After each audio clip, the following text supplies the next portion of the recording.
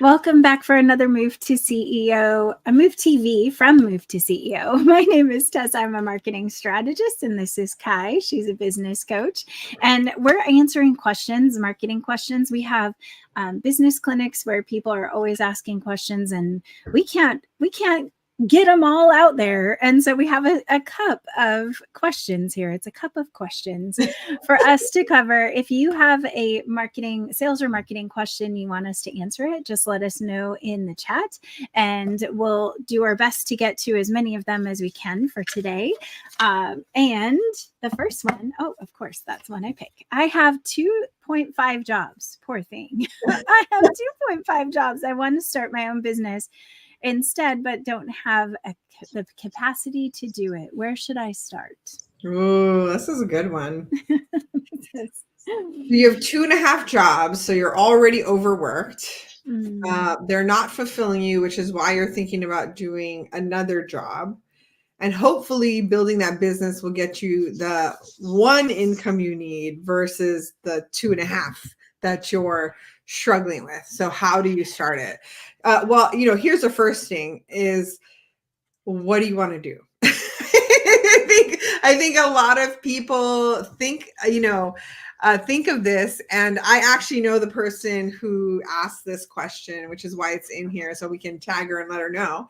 But, it's easy to say, hey, I want to have my own business. It's hard to really pinpoint what that business is going to look like. So what I personally would be doing in this time is really figuring that out. Like, what brings me joy? What's going to be that thing and it doesn't have to be like your passion, right? I know some people who they love to draw, like that's their passion, but that doesn't necessarily, people who I've met like that, who then turn that passion into a business, sometimes don't enjoy it anymore. Mm-hmm. So really understand what that's going to look like in your life. Talk to somebody. If you're like, hey, I want to do this. I want to be a life coach. I want to be, a physical trainer. I want whatever it is. Go and check some people's accounts out. See what they're doing. If you know people who do these things, ask them. I remember when I was in college, I was studying sign language. I think it's such a beautiful language. And my teacher was a speech pathologist. And so I asked her, I said, I want to do what you do. Right. Thinking that what she's teaching over here, teaching me sign, and her job was kind of the same thing. And she's like, she went through this drill with me and she's like, say, say, say, like, and she's like, now imagine doing that, like, I don't know, 200 times a day. Is that what you want to do? And then I was like, oh, okay, no. Like, so it was a reality check of what I envisioned it being versus what it truly was. So that's the first thing I would do.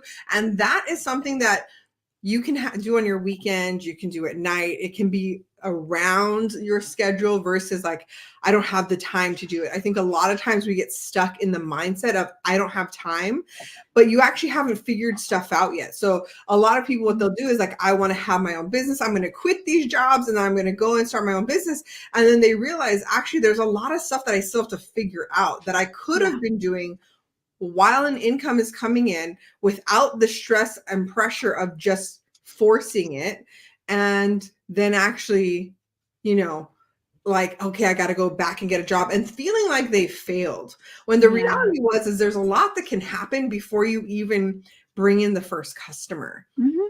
Now, you want to add something to that? Because what I was going to say is there's a other side, right? Where you know what you want to do, but yeah, I'll let you add. No, I was just going to say that when, well, actually, it might go along with the when you know what you're doing part, but I did do, I straddled the fence, as I call it, where I was working, I was a nanny, actually, and I found it super hard to be a nanny and doing something that was so intense, like web design. It was web design and marketing, and there came a point where I had done all of the things that you have to do to get your business going. Like I had done the logo or what, we don't always say start with that because that's not your business for sure. You have to understand what you're doing first.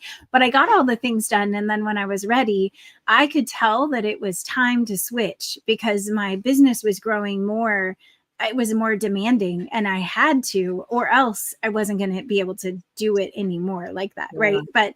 But if you have 2.5 jobs, I think you have to prioritize, like, is there a way I can be more efficient? Is there something I can do over here? Can I ask for a raise so I don't have to work 2.5 jobs? Like, maybe you need to think outside the box. And then I think people right now are not asking for raises as much as they probably should, right? We should have that value for ourselves. So if you haven't done that yet, you might ask for a raise where you are. Yeah. And in worst case scenario, you might have to cut back in the budget so that you can make it possible to do, one less job so that you have some time to get the business going. Yeah. And what I would say along that lines is, once you figured out what you want to do, you're searching about it, you've done your research, you know what that's going to look like, then I would say start small. So just like Tessa is saying, if you can get a raise to give you more hours, great. But if you can't, then 2 hours a week. Like, I think that people have this idea that all of a sudden they've got to go 20 hours in, and it's like, just trying to get your first paying customer, that's going to take you time. It's not like it's a lot of time. It's asking people, hey, do you know anyone?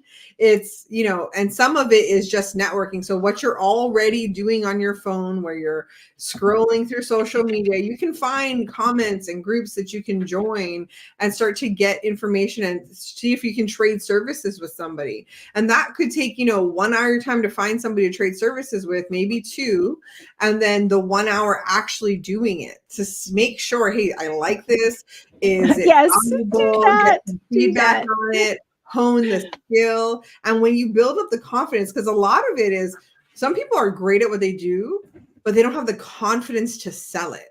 Mm-hmm. So part of that process is building up the confidence to know, hey, this is what I can do for you. Mm-hmm. Right. And then you're able to sell it once you have that type of confidence. So, there are so many things you can be doing. Obviously, we would say, hey, try to quit one job. But if you really need those Starbucks runs, or you really, like whatever, or maybe you're just in a place where that's literally paying the bills. Like, hey, pay the bills. Right. That's what we're always going to say, pay the bills. Like, we have both been in situations where we don't know where the money's coming in, how much it's going to, and it is hard to do good work when you are strained, stressed, and all you can think about is the next paycheck. So don't put yourself in that situation if you don't have to.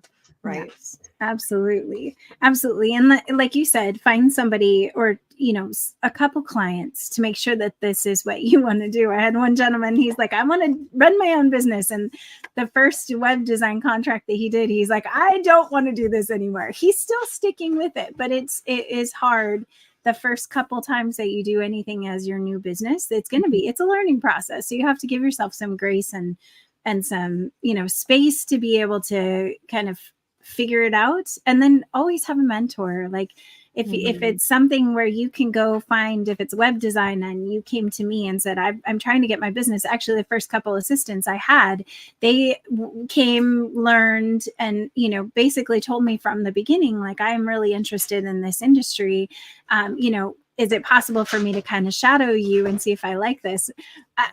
Which I said yes to. Some people won't, but I said yes to. And that was like, she's running her own business and is super happy doing it, and we had a great time I was able to tap into her expertise and learn a lot, because she's a type A personality and I am not.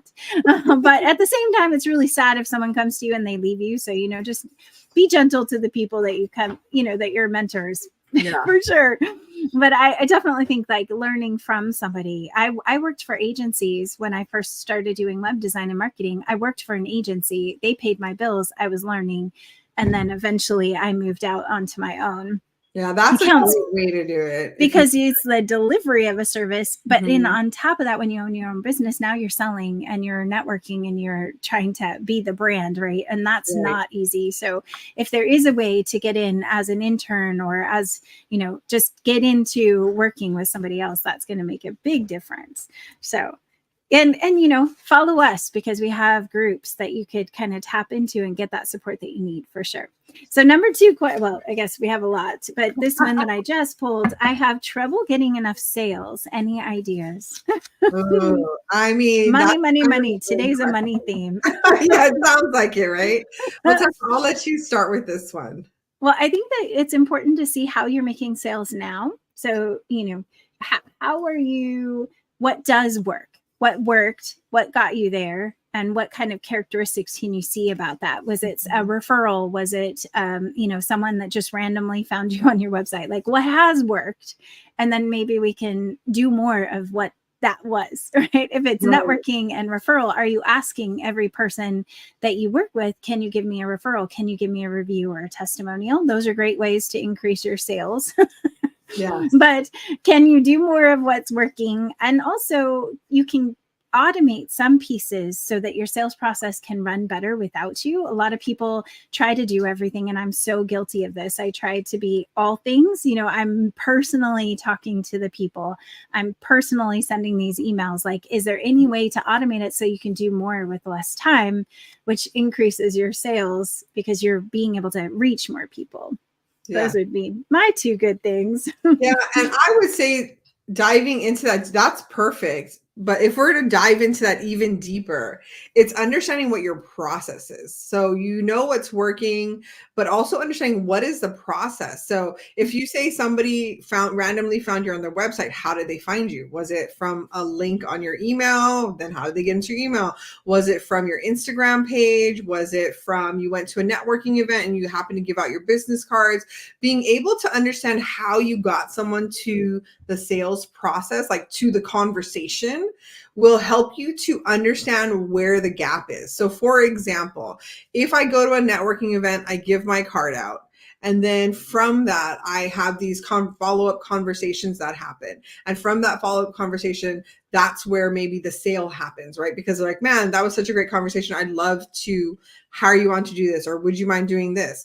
Now I can understand, okay, so there was the networking, there was this conversation, then it led to a sale. Now, if I take that same process and I go to this networking event, I give out my business cards, nobody has decided that they want to have a conversation with me, then my problem is in the front end, right? Mm-hmm. So I know that either I'm not selling myself well, I'm not having the right conversation at this event, or I'm in the wrong room. Okay. Right. Now, if I am having the conversation like, hey, it went well, people are calling me, we're doing the follow-up calls, nothing is converting. Either I'm not asking for the sale. They don't know how to work. That's a big one. I just have to put a pin in that. Most people don't actually ask for a sale. They're like, well, don't they should figure out how to ask. They should be able to ask to work with me. They know what I do. They're going to ask me when it's time. No, they probably don't, or they don't know how to work with you. So ask. If you don't ask, you're not going to get the sale. Exactly. And then the other part of that is if you are asking, if it's very obvious, then you're not closing it, right? So the conversation is happening, you're not closing it. There's not a conversion happening. Then it tells you that you have to change how the conversation is taking place. Right? So what's actually going on? So I love to record my calls with people, whether it's a pre-call, a post-call, during a call, and then I'm able to look and be like, and sometimes it's hard to watch, let me be really honest. But I can see like, okay, this call went well, this call didn't. What's the difference? Right? And so there are things that you have to learn along the way. And that's just what it is. So, but if you don't know what your process is to actually get to the conversation, it's really hard to fix the problem. Now, if the problem is that there is nobody, like there is nobody, then that tells me you're actually not putting yourself out there, or you're not very clear with your messagings. Because here's what we all do in the beginning of our business. We try to be cute or clever before we are clear. And it doesn't work. It doesn't work. And so you have to be super clear about what it is you do, how you help people. Who you help. on your Instagram page, in your bio, whether it's you doing stories, talking about it, you have to be so clear about what it is. And if nobody is finding your Instagram page, you have 2 followers, your mom and your dad, or whatever that looks like, then we need to go to the drawing board and you have to get out there.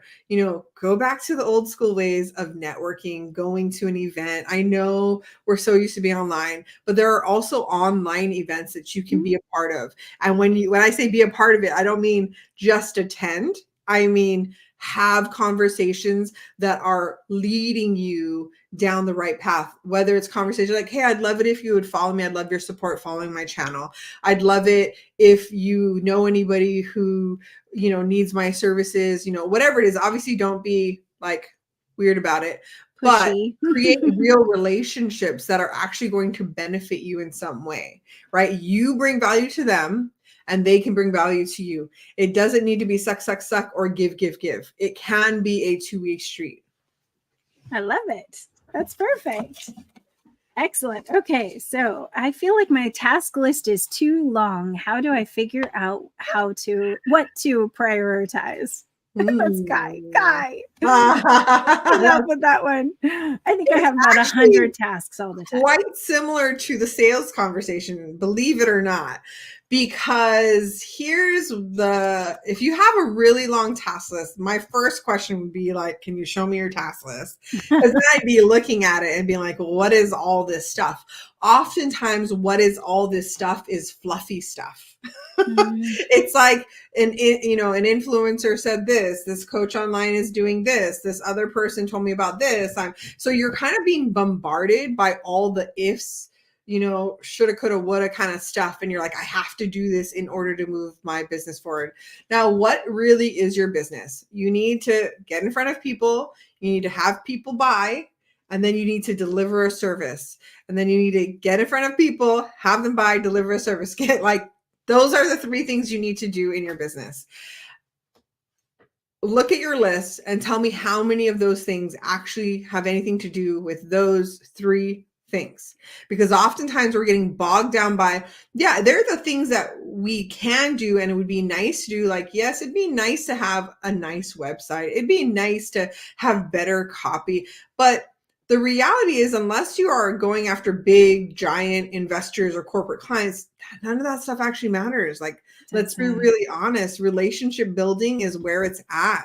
And so bringing value to the table, that's where it's at, right? So there's sometimes we put too much stuff on our plate because we think that that's what's going to give us the edge. So let me be very clear. A lot of times people talk about this 1%. You've heard me say this before, right? There's a 1%, right? Let's think of it from a health perspective. I think it's easier to think of it this way. So, you know, hey, if you wake up at 5 a.m. and you do your meditation, if you take these type of supplements, if you know, whatever it is.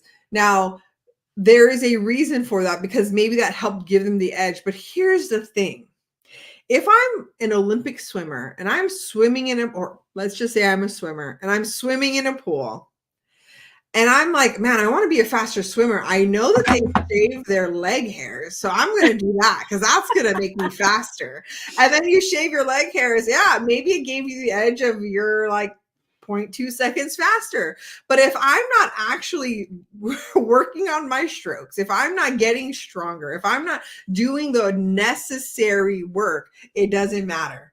And oftentimes on our to-do list is a lot of those like shave the leg hairs, take this extra supplement. And we're over here like drinking the Pepsi and the shakes and not doing the actual work, right? So that's the reality of it. And so I would say, you know, that's the first thing I would do is I would take off the stuff that really isn't important to you, finding the people, making the sale, delivering the actual offer, right? The goods. And with that, after you've done that, then I would look at your process, just like you did in the sale. Write it down. What are the steps that it takes you?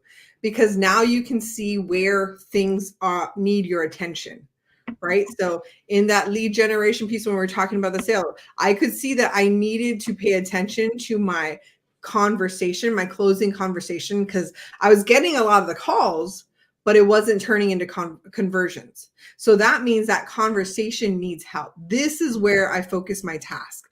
That is what will bring me the sale. If it is not aligned to where you're going with the sale, it's just extra work unless you have the time for it. Right, right. And I think we've heard this put. We had a group where one of the ladies was like, my income producing activities, my ICAs, like these are the things that are going to make money for me. Yeah. And that those are the top priority every single day. Like inbound and outbound marketing, we always talk about that. That's what's going to make a difference for our business, is that we're going out to people. And then we also have content for people that can stumble across that aligns and sells for us. Right. But that's an income producing activity. And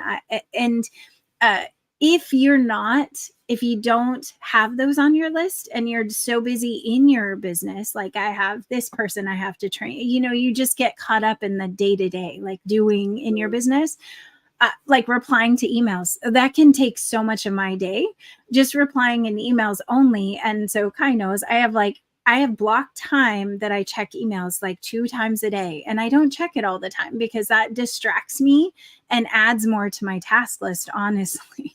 So I can only handle so many tasks. I can only handle so many fires. So I have to limit what I go and consume that adds to my task list. And I have to block time blocking. And we talked about this in our last event too, that just being able to put time on our day for the things that have to get done. And I love that Kai has like a goal task in her calendar that says, here's what I need to accomplish.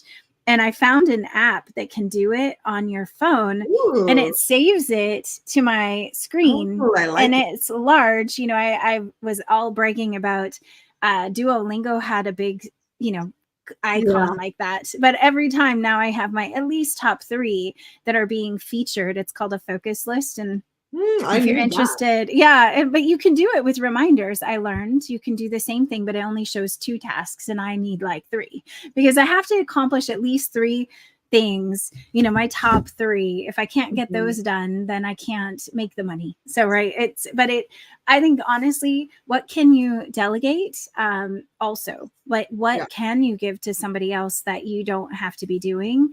And are you putting things on your plate that shouldn't be because you like to do them? You're putting them on your plate, but they could be delegated, or you're avoiding ones that you have to address. So I feel like it's actually outlining that everything that's on your task list, and then start scratching stuff off, or put an arrow and say, delegate to this person. And you can always do the Einstein, I think it's called Eisenhower box. Yes, the 4, where you're like, it's important. Oh my gosh, this one kills me. If you guys haven't seen, it's important and urgent, and then not important but urgent. And anyway, the bottom corner means not important and not urgent. And they always those things. Yeah, it's always the things that are fun that you're like, I want to redo my logo or whatever it might be, right? But when you use that box system, it does help you to really prioritize and figure out what even if you wanted to do that, it helps you to just say, I can't. I have to do this one thing up in the important and urgent, right? Or not important cracks me up too. It's it's urgent. If it's not important and it's urgent, that means you're not doing the important things that are urgent, because it's causing it to be like, so something is being mishandled that's causing urgency. And sometimes what that might look like is, I remember, back in corporate, there would be like this thing, like, it has to get done. It has to get done. And it's because you had 3 weeks to get it done and you didn't do it. Now it's urgent. It wasn't even important, but it was due. So now it's urgent. But it was like, man, if I had just done it when it was supposed to be done, then I wouldn't be dealing with the urgency. Right. So, well, and I have that worksheet. I can give you guys one of my worksheets so that you can check it out. So, because I used to do my task list that way. Let's see if it will cooperate with me so I can show you what it looks like. I think this is it. Yeah. So I actually put them in that way and have little lines. So it's just a Google spreadsheet and I'll put it in the chat so that you can use it with a copy. But I actually printed these and wrote them down to help myself try to get control over things that were not important, because we tend to put it in there later or don't do it is really, that's so sad, but it is true. Like, these are due first. This is schedule because it's important but not urgent. So put it on your calendar. This is how I had to think of it. You can put whatever you want. These are not important but urgent. Like, can we delegate it? Or like you said, what point did it become this situation because we've delayed too long? It was probably over here and I didn't schedule it. Or later, or don't do it, sadly. But I will share that with you guys because I forgot that I even had that sheet. So we'll get you guys that. But I think that's all we have time for today. I do want to say that we had an awesome time at our event, which we just finished up for social virality. It was amazing. All the ladies who attended that one, because we actually had a full house of ladies on that event. But we do have the event, another event going on in 2 weeks. So if you're interested in the social virality workshop, we actually go through and show you how to force posts to go viral. It's really fascinating. So if you want more information about that, you can sign up on our website, which is movetoceo.com/go viral. And we'll see you guys all next week, of course. And we're here every Thursday at noon. I'm sorry, 3 p.m. It is noon, but it's 3 p.m. Eastern time, noon Pacific time. And we'll see you all next week. Have a blessed week, everyone. Bye. Oh, I have to put it in the chat first. So you'll have to just do the silent disco for me. We'll just see you. Like my own dance. We'll just you do it. You do it. No, I'm okay. I prefer it when it's just completely silent. That link, go there. Go viral. MoveToCEO.com/go viral for our next event. Thank you all. Bye. Bye.